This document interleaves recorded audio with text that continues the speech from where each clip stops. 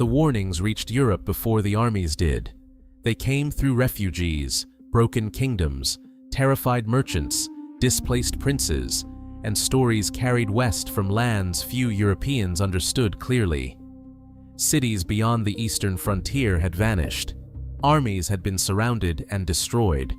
Rulers who resisted had been killed. Those who submitted had been counted, taxed, and ordered to provide soldiers for the next conquest.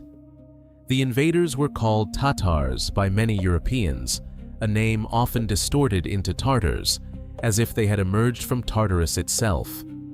To the people hearing the reports, the mistake seemed reasonable. The armies advancing from the east appeared less like ordinary conquerors than a punishment released from another world. By the winter of 1240, Kiev had fallen. Its churches, walls, and ruling traditions could not save it. The Mongols had already crushed much of the Volga region and the principalities of the Rus. Now their cavalry stood at the approaches to Central Europe. Ahead lay Poland, Hungary, Bohemia, Austria, the German lands, and the routes toward the Adriatic. Behind them lay the ruins of everyone who had assumed the danger would stop before reaching their own frontier. In the spring of 1241, the Mongol forces divided.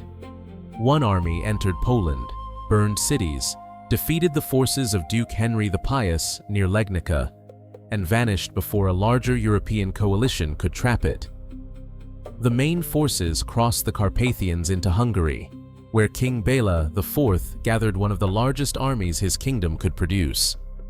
At the Sajo River, near Mohi, the Hungarians believed they had contained the invaders behind a defended bridge. The Mongols crossed elsewhere. They attacked from several directions. By morning, the Hungarian camp had become a killing ground. The Mongol invasion did not conquer all of Europe. It did not reach Paris, Rome, or the Atlantic. It did not create a permanent Mongol administration over Hungary or Poland. In early 1242, after campaigns extending toward Croatia, Dalmatia, Austria, Bulgaria, and the Adriatic, the armies withdrew from the Central European theater. But Europe never forgot how close the danger had come. The invasion destroyed kingdoms east of the Carpathians, devastated Hungary, broke armies in Poland, and revealed that the military powers of Latin Christendom did not possess an easy answer to Mongol strategy. It forced kings to reconsider castles, cavalry, communications, and frontier defense. It left the Rus principalities under Mongol domination for generations. It altered the political development of Eastern Europe and created memories of destruction that survived long after the riders disappeared. The Mongols did not conquer Europe. They showed that they could enter it almost at will. Our knowledge of the invasion comes from a difficult collection of perspectives. The Persian historian Rashid al-Din preserved traditions connected to the Mongol imperial world. The secret history of the Mongols illuminates the political and military culture from which the empire emerged, though it does not provide a complete campaign narrative for Europe. European observers such as Master Roger, Thomas of Split, Matthew Paris, and John of Plano Carpini describe the invasion or its aftermath through Christian fear, political judgment, and sometimes rumor. Rus chronicles recorded the destruction of cities and princes from the perspective of communities directly attacked. These sources do not always agree. Army sizes are uncertain. Medieval writers exaggerated both the number of invaders and the number of dead. Stories of poisoned smoke, severed ears, miraculous survival, and deliberate deception must be examined carefully. Even the reason for the Mongol withdrawal remains debated. The central sequence is clear. The Mongols conquered the western steppe. They destroyed the major resistance of the Rus. They entered Poland and Hungary through coordinated routes. They defeated every major field army that met them in 1241. And then, before Europe understood whether the invasion had reached its limit, they left. To understand how they came so far, we have to begin with an empire built on movement. Genghis Khan had united the Mongol tribes and transformed the political world of the steppe.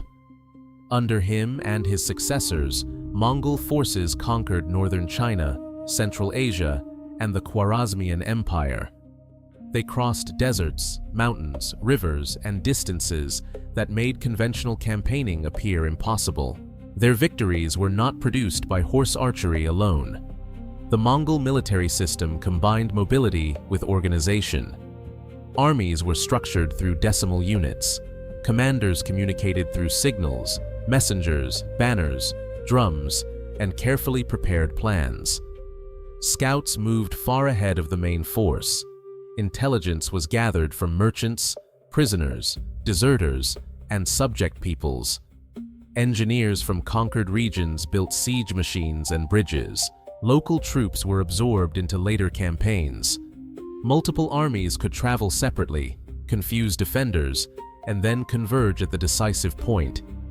Their horses gave them extraordinary operational range. A Mongol warrior could maintain several mounts, changing between them to preserve speed. The army could live partly from herds, grazing, hunting, tribute, and supplies taken from conquered territories. This reduced dependence on the slow wagon systems that restricted many European armies. But Mongol success was not based on speed without thought. It was speed directed by intelligence. The commanders of the European invasion had spent years learning the terrain and political divisions before launching the final campaign. Among the most important was Subutai, one of the greatest generals produced by the Mongol Empire. He had served under Genghis Khan and participated in campaigns across Eurasia. Batu, a grandson of Genghis Khan and son of Yochi, held dynastic authority over the Western campaign. Other princes and commanders, including Orda, Baidar, Kadan, Guyuk, and Munki, led different forces. Their relationships were not always harmonious. Mongol princes competed for status, command, and dynastic influence, but the campaign benefited from a military culture capable of coordinating ambitious leaders across an enormous front. The first major encounter between the Mongols and a coalition of Rus princes had occurred in 1223 at the Khalkha River. The Mongols were then conducting a long reconnaissance and pursuit operation after the conquest of Khwarezm. Rus and Cuman forces gathered to oppose them. The Mongols withdrew, drawing the coalition after them. When the allied army became stretched and disorganized, the Mongols turned and destroyed it. Khalkha was not yet the permanent conquest of the Rus. It was a warning. The warning was not understood. Before we continue, consider subscribing to Ashes of Empire. It helps this channel grow and helps us keep improving the quality of these forgotten war documentaries. After Genghis Khan's death, Ögedei became Great Khan and authorized a vast western campaign.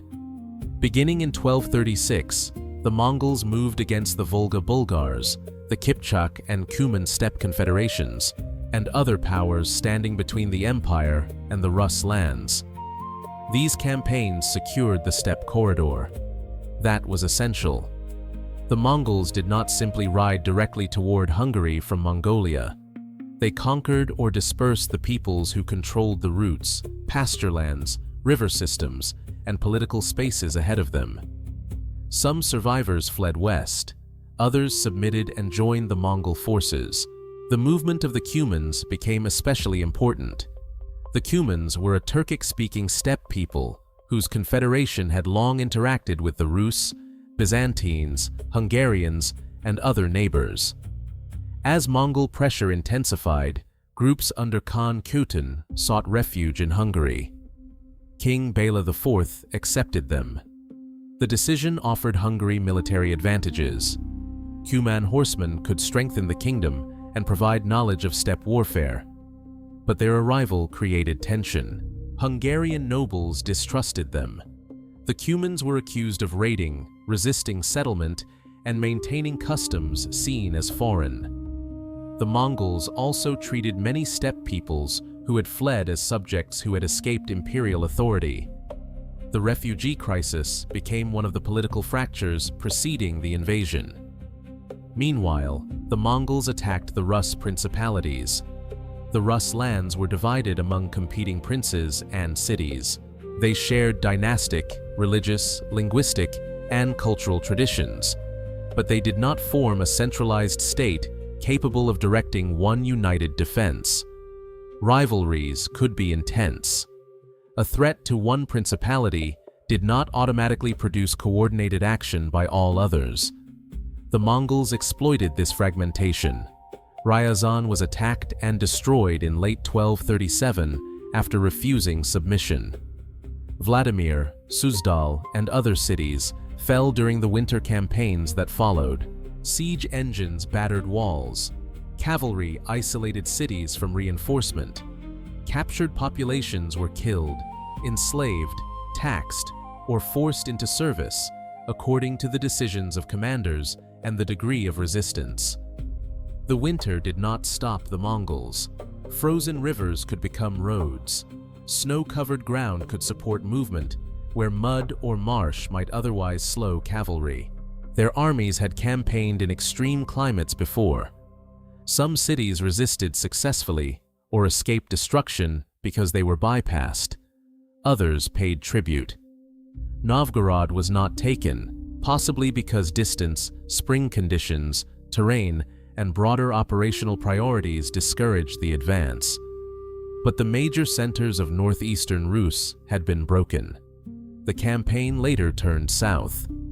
In December 1240, Kiev was besieged. The city still possessed enormous religious and historical prestige, but its political power had declined from its earlier height. Mongol siege forces breached its defenses. Resistance continued around fortified sections and churches. The city was taken and devastated. Reports encountered by later travelers described ruin on a terrible scale. Kiev survived as a community. Its age as the uncontested center of the Rus world did not. With the Rus lands shattered and the steppes secured, Central Europe lay open. The Mongol objective was centered on Hungary, where the Cumans had taken refuge and where the open Hungarian plain offered terrain suitable for large cavalry forces. Poland was attacked partly to prevent Polish and Bohemian forces from joining the Hungarians. This division of forces was one of the campaign's most impressive features. European rulers saw separate invasions.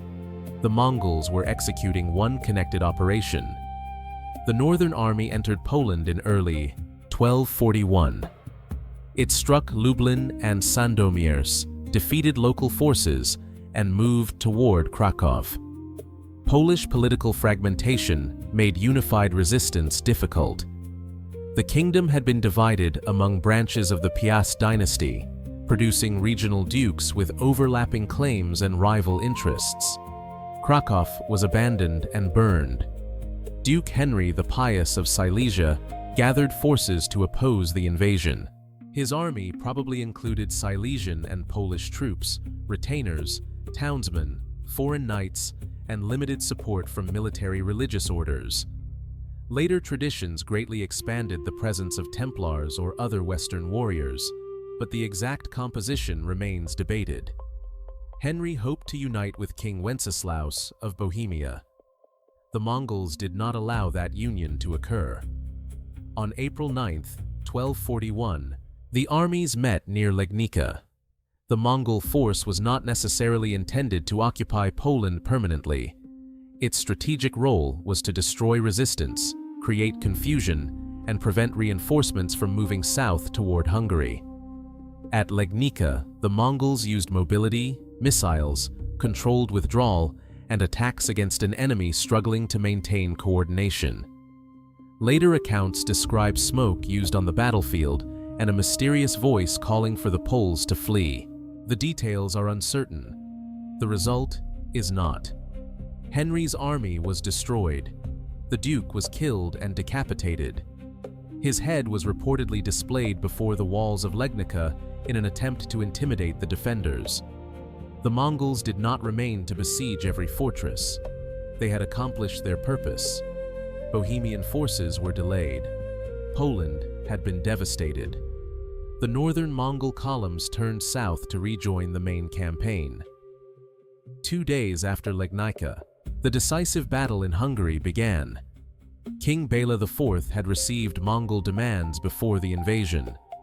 Batu called for the surrender or expulsion of the Cumans and demanded submission. Bela refused. He attempted to mobilize the kingdom, but internal politics weakened the response. The Hungarian monarchy had spent years trying to recover royal lands granted away by earlier rulers. This had created resentment among powerful nobles. Some distrusted Bela, others underestimated the Mongol threat. The arrival of the Cumans produced further disorder. When rumors spread that the Cuman leader Khotin was cooperating with the invaders, a Hungarian mob killed him. The Cumans responded by leaving Hungary. As they departed, some groups looted and fought their way south, adding further chaos.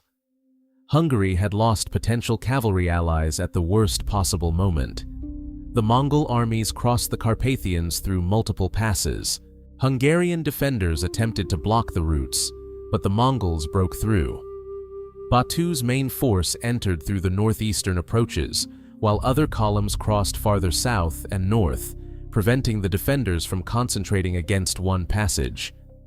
Bela gathered his army near Pest and moved toward the Sajo River. The Hungarian host was large by regional standards. It included nobles, royal troops, ecclesiastical contingents, and other forces. But size concealed problems of command, discipline, and political unity. Many nobles had brought their own retinues and expected influence over decisions.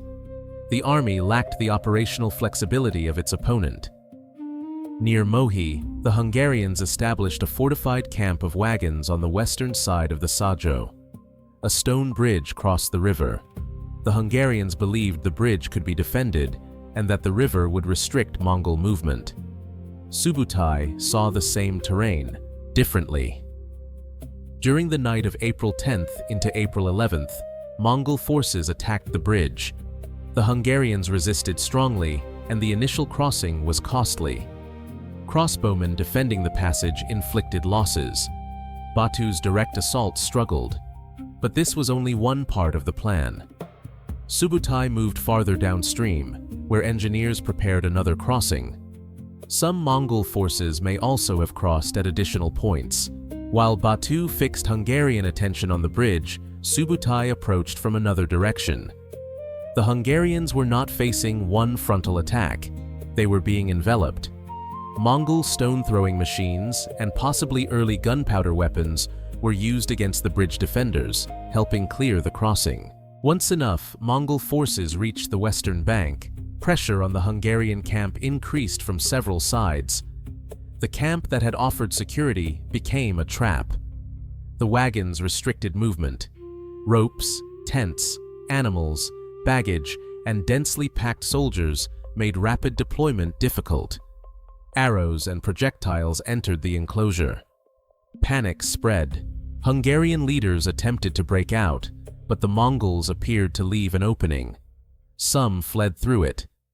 Then, the escape route became a corridor of death. The Mongols pursued the scattered troops across marshy ground and open country. Men threw away weapons and armor to run faster. Others drowned, were cut down, or collapsed from exhaustion. Bishops, nobles, soldiers, servants, and civilians died together. King Bela escaped. His kingdom did not. If you want more forgotten conflicts where the survival of a continent seemed to narrow into one river crossing and one broken camp, subscribe to Ashes of Empire. Some invasions are remembered less for the land they kept than for the certainty they destroyed. After Mohi, organized Hungarian resistance collapsed across much of the kingdom. The Mongols occupied the plains east of the Danube and later crossed the frozen river into western Hungary. Cities, monasteries, estates, and villages were attacked. Some fortified places resisted. Stone castles and strongly defended towns often performed better than earthworks, wooden defenses, or open settlements. The distinction would shape Bela's policies after the invasion. The destruction was severe, but uneven. Some regions were devastated. Others escaped the worst. Population losses are impossible to calculate precisely, and older estimates claiming that half the kingdom died are debated. Yet the demographic, economic, and psychological damage was unquestionably immense. Contemporary accounts describe people hiding in forests, marshes, islands, caves, and fortified churches. Families starved after crops and animals were taken.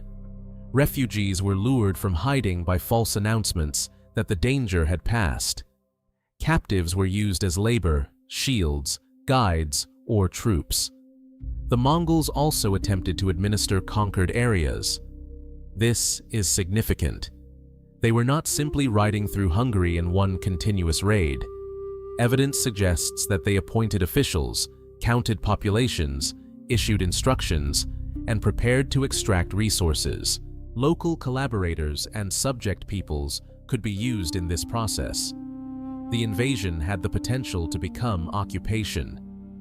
Bela fled west and south, seeking support. Duke Frederick the Quarrelsome of Austria offered assistance, but also exploited the king's weakness, extracting territorial concessions and wealth. Bela continued toward Croatia and the Adriatic coast as Mongol detachments pursued him. The king's survival mattered. If he had been captured, organized royal recovery would have become far more difficult. Mongol forces moved into Croatia and Dalmatia. Zagreb was attacked. Detachments approached coastal cities such as Split and Trogir. Mountainous and rocky terrain, fortified settlements, limited pasture, and the difficulty of locating Bela complicated operations. The army that had moved with devastating efficiency across the steppe and Hungarian plain was now entering a less favorable environment. Elsewhere, Mongol forces operated near Austria, Moravia, Serbia, and Bulgaria. Their exact intentions are still debated. They may have been testing routes for continued expansion, securing the rear, pursuing Bela, punishing hostile powers, or preparing a longer-term reorganization. Then, in early 1242, the Mongols withdrew from Hungary and Central Europe. For centuries, the most common explanation was simple. Great Khan Ögedei had died in December 1241. Mongol princes were required to return east for the election of a successor. The invasion ended because dynastic politics called the commanders home. Ögedei's death was undoubtedly important to the empire. Succession struggles could reshape campaigns across continents. Batu had serious rivalries with Guyuk and other princes. The Western conquests were tied to the politics of the ruling family. But the withdrawal is more complicated than the traditional story suggests. Batu did not immediately return to Mongolia for the election. He established his power in the western steppe. Some sources imply that Mongol commanders may not even have known of Ögedei's death when the withdrawal began. The chronology of messages across Eurasia creates problems for a simple explanation. Military and environmental conditions also mattered. Hungary had offered rich pasture, but unusually wet conditions in 1242 may have turned parts of the plain into marshy ground, reducing available grazing and restricting cavalry mobility. The Danube region contained more stone fortifications than the open lands attacked earlier. The Mongols had won the great field battles, but many castles remained unconquered. Their horses required immense amounts of pasture. Their forces had suffered casualties. Operating farther west would have increased distance from the steppe and complicated reinforcement. The invasion may therefore have ended through a combination of factors: imperial politics, terrain, weather, losses, fortifications, logistics, and a decision that the Western campaign had reached an unfavorable stage. The honest answer is that no single explanation has achieved complete agreement. The Mongols left. Europe did not know whether they would return. That uncertainty became part of the terror. Batu established the Western Mongol state, later known as the Golden Horde. From its base on the steppe, it dominated or influenced the Rus principalities for generations. Rus princes traveled to the Khan's court to receive confirmation of their authority. Tribute was demanded. Political rivalries were shaped by Mongol approval. Some cities and dynasties benefited from cooperation, others resisted or declined. The invasion, therefore, did not fail everywhere in Europe. In the Rus lands, Mongol power became a lasting political reality. The consequences were profound. Kiev's decline accelerated. Political gravity shifted toward other centers, including Vladimir and eventually Moscow.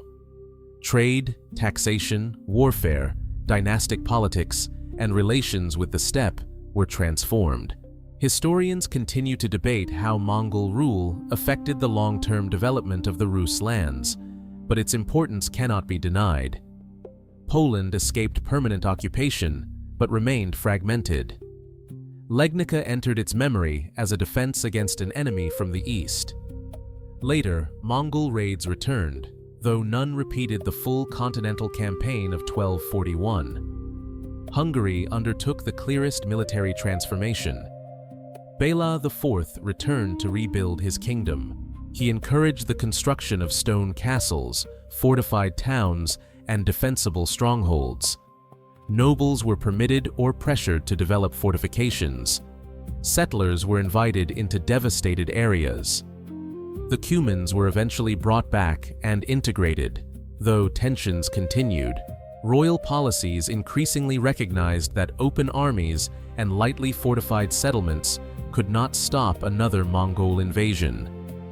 The lesson had been paid for in blood. When Mongol forces returned against Hungary in 1285, the kingdom resisted more effectively. Improved fortifications, stronger local defense, and changing political conditions helped defeat or frustrate the invasion. Europe had learned. Ashes of Empire follows the invasions that crossed kingdoms, destroyed old certainties, and forced survivors to rebuild for an enemy that might return. Subscribe to keep exploring the frontiers where fear became policy and ruins became memory. The invasion also changed how Latin Europe understood the wider world. Before 1241, Western knowledge of Inner Asia was limited and mixed with legend. The Mongols had been imagined by some as possible allies against Muslim powers, descendants of mythical Christian kingdoms, or unknown peoples sent by divine judgment. After Legnica and Mohi, curiosity became urgent intelligence gathering. Pope Innocent IV sent envoys east, including John of Plano Carpini. Carpini traveled through Mongol-controlled lands to the imperial court and returned with one of the earliest detailed Western accounts of Mongol society, politics, and warfare. He described their discipline, mobility, strategic methods, and demands for submission. Diplomacy followed fear. European rulers explored whether the Mongols could be converted, resisted, divided, or allied with against Islamic states. The Mongols, in turn, often interpreted diplomatic gestures as steps toward submission. The two worlds repeatedly misunderstood each other's political language. No unified European response emerged. The papacy, Holy Roman Empire, France, England, Hungary, Poland, Bohemia, and other powers had separate interests and conflicts. Emperor Frederick II and the papacy were engaged in their own bitter struggle. Rulers exchanged warnings and proposals, but Latin Christendom did not become one coordinated defensive empire. Had the Mongols continued west in 1242, Europe would not have met them as a single army. It would have met them as divided kingdoms. That was exactly the condition the Mongols had exploited in the Rus lands, Poland and Hungary. Yet the invasion also exposed Mongol limits. Their military system was most effective where pasture supported many horses, maneuver remained possible, and enemy armies could be drawn into the field. Western and Southern Europe contained dense networks of fortified towns, castles, forests, mountains, rivers, and cultivated landscapes that created different strategic challenges.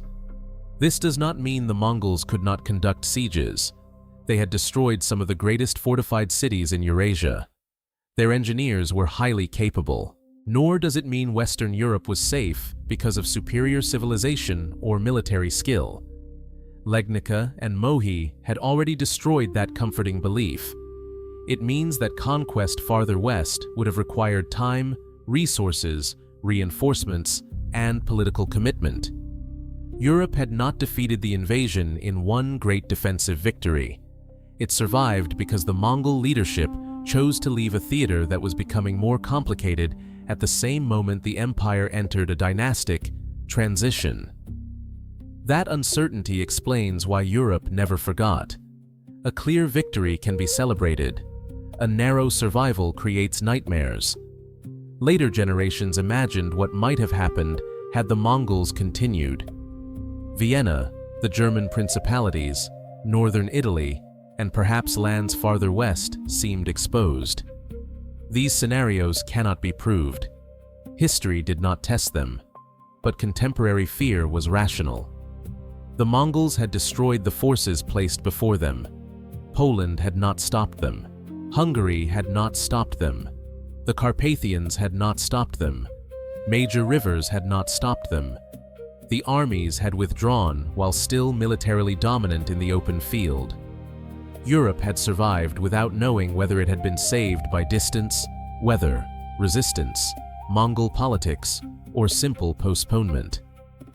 The invasion also became entangled with religious interpretation. Christian writers described the catastrophe as punishment for sin, a warning from God, or an apocalyptic threat.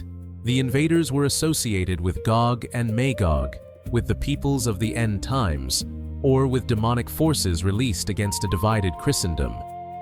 These interpretations helped societies make sense of military failure. If the Mongols were divine punishment, then their victories did not prove the inferiority of Christian faith. They proved the need for repentance. But theology could not rebuild walls. Kings needed stone, soldiers, scouts, alliances, and intelligence. The practical response outlived the sermons. The campaign's human cost extended far beyond famous battles.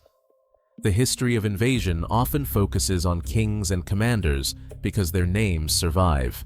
But the Mongol advance was experienced most directly by people whose names disappeared. A family in Ryazan watching siege machines approach. A monk in Kiev carrying relics toward a final fortified church. A villager in Hungary hiding food beneath the earth. A Polish soldier following Henry the Pious toward Legnica. A Cuman refugee blamed for a war he had fled. A child taken from a burned settlement and carried east. A farmer returning after the withdrawal to find fields empty and livestock gone.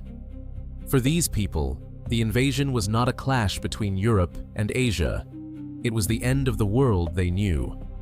The Mongols themselves were not a faceless natural disaster. Their army contained Mongols, Turks, steppe peoples, conquered soldiers, engineers, translators, and administrators, drawn from an empire stretching across Eurasia.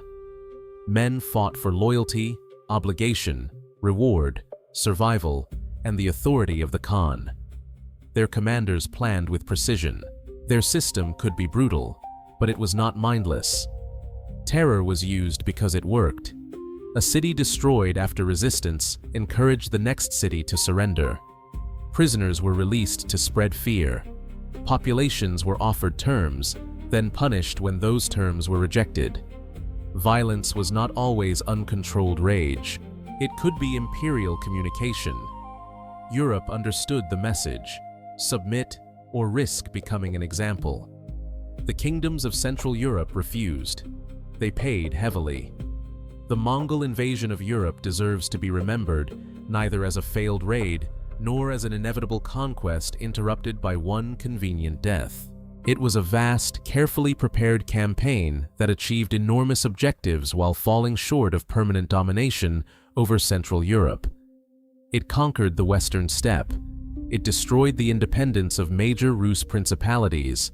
It devastated Poland and Hungary. It demonstrated operational coordination on a continental scale. It reached the Adriatic. Then it withdrew into uncertainty.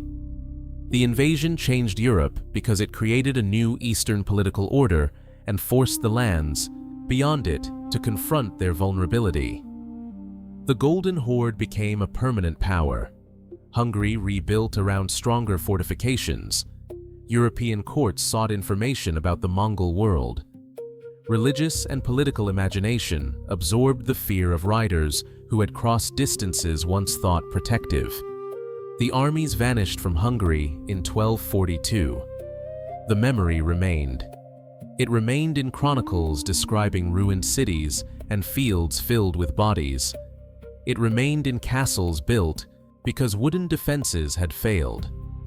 It remained in diplomatic missions sent farther east than most Western Europeans had ever traveled. It remained in the politics of the Rus princes who governed beneath the shadow of the Khan.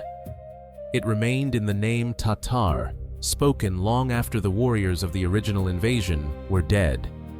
Europe never forgot because Europe had not truly defeated them. At Legnica, the Mongols killed the commander who stood before them. At Mohi, they destroyed the army guarding Hungary. In Croatia, they pursued a king toward the sea.